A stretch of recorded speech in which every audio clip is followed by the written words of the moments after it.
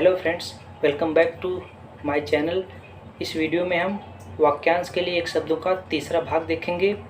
पहले दो भाग अपलोड किए जा चुके हैं। आशा करता हूं कि आपको पसंद आए होंगे। यह समीक्षा तैयारी के लिए बहुत ही इम्पोर्टेंट रहेंगे। उसमें 10 नंबर का वाक्यांश के लिए एक शब्द पूछे जाते हैं। तो चलिए स्टार्ट करते हैं।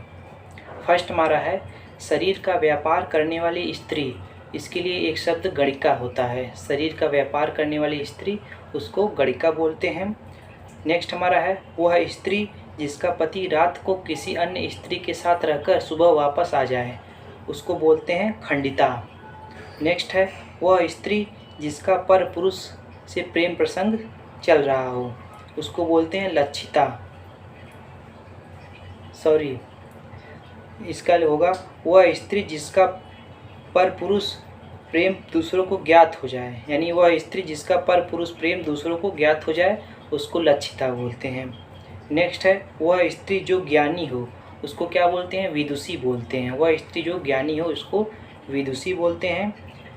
नेक्स्ट है मृग जैसे लोचन हो जिसके, इनको बोलते हैं मृग लोचनी। मृग जैसे लोचन हो ऐसी स्त्री को मृग लोचनी बोलते हैं। मछली जैसे आँखों वाली, इसके लिए मीनाक्षी शब्द है।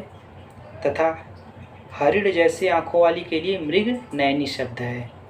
नेक्स्ट है जो स्त्री सूर्य को कभी देख न पाए, इसके लिए एक शब्द है असूर्य पश्या। जो स्त्री सूर्य को कभी देख न पाए उसके लिए एक शब्द है असूर्य पश्या। नेक्स्ट है जो स्त्री कविता करती हो, इसके लिए एक शब्द है कवयित्री। कवयित्री।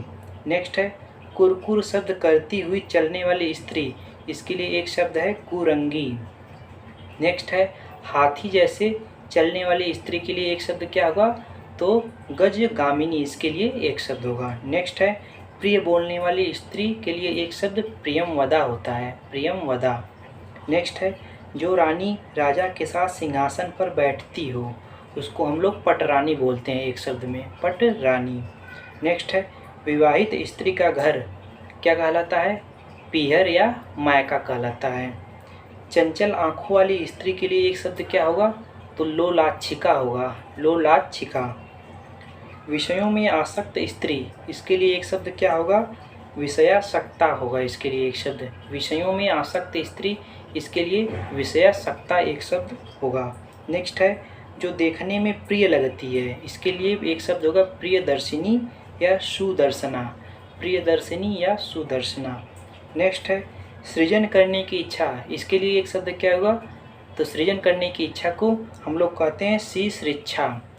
इसमें दंत सा रहेगा दोनों में, शीश्रिच्छा। नेक्स्ट है सृजन करने की इच्छा रखने वाला, इसके लिए एक शब्द है श्रीश्रिच्छु, शीश्रिच्छु। विजय की कामना, इसके लिए एक शब्द है विजिगीषा, विजिगीषा।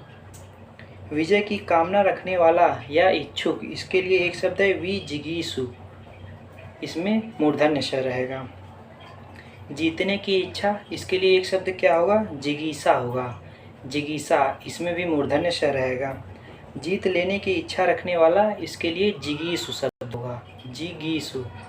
जीतने की इच्छा जिगीषा, जबकि जीतने की इच्छा रखने वाला जिगीषु, दोनों में मूर्धन्य श रहेगा। भोजन करने की इच्छा को हम लोग जिघत्सा बोलते हैं, जिघत्सा कहते हैं, जबकि भोजन करने का इच्छुक जिघत्सु होता है, जिघत्सु। इसमें दंत सा रहेगा दोनों में, जिघत्सा तथा जिघत्सु, दंत सा रहेगा। नेक्स्ट है किसी को मारने की इच्छा, इसको हम लोग जिघांसा बोलते हैं, जिघांसा, दंत सा इसमें भी रहेगा। मारने की इच्छा रखने वाला, इसके लिए जिघांसु शब्द है, इसमें भी दंत सा रहेगा, जिघांसु। ग्रहण करने या पकड़ने की इच्छा, इसके लिए एक शब्द है जिघृच्छा, जिघृच्छा। ग्रहण करने या पकड़ने की इच्छा रखने वाला, इसके लिए एक शब्द है जिघृच्छु, जिघृच्छु। नेक्स्ट है जिंदा रहने की इच्छा जिजीविषा कहलाती है, जिंदा रहने की इच्छा जिजीविषा कहलाती है, जबकि अधिक समय तक जीने की इच्छा रखने वाला व्यक्ति जिजीविषु कहलाता है, दोनों में मूर्धन्य श रहेगा। नेक्स्ट है जानने की इच्छा, इसको हम लोग जिज्ञासा बोलते हैं, जबकि जानने की इच्छा रखने वाला व्यक्ति जिज्ञासु कहलाता है। नेक्स्ट है जिज्ञासा करने योग्य, इसको क्या कहते हैं? तो इसके लिए एक शब्द है जिज्ञास्य, जिज्ञास्य। नेक्स्ट है कार्य करने की इच्छा, इसको हम लोग चिकीर्षा बोलते हैं। कार्य करने की इच्छा चिकीर्षा, मूर्धन्य स रहेगा इसमें। कार्य करने का इच्छुक व्यक्ति चिकीर्षु बोलते हैं, चिकीर्षु, इसमें भी मूर्धन्य स रहेगा। तैरकर पार करने की इच्छा को हम लोग तितीर्षा बोलते हैं, तितीर्षा, जबकि तैरकर पार करने की इच्छा तीर्षु कहलाता है। नेक्स्ट है धैर्य त्याग कर रखने की इच्छा है, धैर्य या त्याग रखने की इच्छा, उसको लोग बोलते हैं तितिक्षा। धैर्यवान व्यक्ति क्या कहलाएगा? तितिक्षु कहलाएगा। जो व्यक्ति धैर्य रखने या त्याग रखने की इच्छा रखता है उसको तितिक्षु बोलते हैं। नेक्स्ट है पीने की इच्छा, हम लोग पिपासा बोलेंगे वाक्यांश के लिए। एक शब्द पीने की इच्छा पिपासा, जबकि पीने की इच्छा रखने वाला व्यक्ति पिपासु कहलाता है। भोजन करने की इच्छा के लिए एक शब्द बुभुक्षा भी होता है, और पीछे मैंने बताया था आपको क्या, जिघत्सा भी होता है, तो दोनों याद रखिएगा, बुभुक्षा तथा जिघत्सा। भोजन करने की इच्छा रखने वाला बुभुक्षु भी बोलते हैं। जो अत्यधिक भूखा हो उसके लिए एक शब्द है बुभुक्षुत, बुभुक्षित, बुभुक्षित, इसके लिए एक शब्द जो अत्यधिक भूखा हो।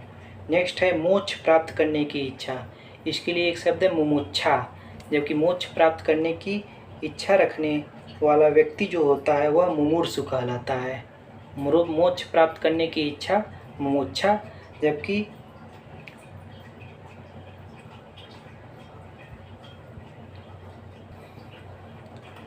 मोक्ष प्राप्त करने की इच्छा को हम लोग, आप फिर से देख लीजिए, मोक्ष प्राप्त करने की इच्छा मुमुक्षा बोलते हैं, जबकि मोक्ष की इच्छा रखने वाले को हम लोग मुमुक्षु कहते हैं। वाक्यांश के लिए एक शब्द इसके लिए होगा मुमुक्षु। जबकि मरने की इच्छा या मर जाने की कामना, इसके लिए एक शब्द होगा मुमूर्षा, मरने